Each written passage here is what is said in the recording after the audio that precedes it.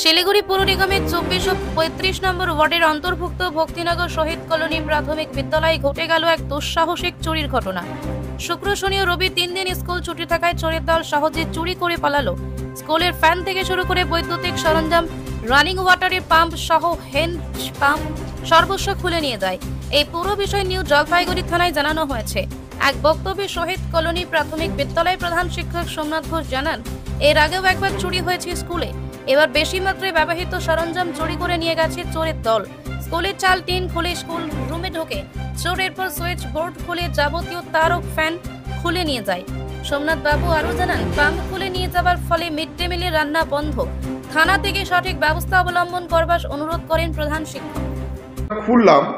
খুলে আমরা যখন অফিস ওইদিকে খুলছি, যেহেতু ওইদিকটা পাকা টিন, উপরে টিন নেই, পাকা ছাদ, তো সেই জায়গাটা কিছু করতে পারিনি। সেটা নিয়েও ভয় পাচ্ছি যে স্কুলে তাহলে আমাদের যে কম্পিউটার যা আছে সেগুলো নিয়ে ভয় পাচ্ছি এখন আমরা। এবার যখন এই ঘরগুলো খুলে দেখতেছি যে এই ঘরগুলো ফাঁকা, চারিদিকে দেখি টেবিল বেঞ্চগুলো উঠানো, মানে ওইভাবে সিঁড়ি বানিয়েছে ওরা, আর প্রতিটা ফ্যান, প্রতিটা তার নিয়ে চলে গেছে, ইলেকট্রিকের তারগুলো পর্যন্ত খুলে দিয়েছে।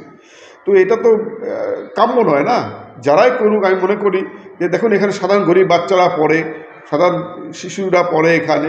শিশুদের, আপনাদের তো বাচ্চারা কেউ পড়তে পারে কোনো স্কুলে, তো শিশুদের মুখে তাকিয়ে আপনারা এগুলো করবেন না আগামী দিনে।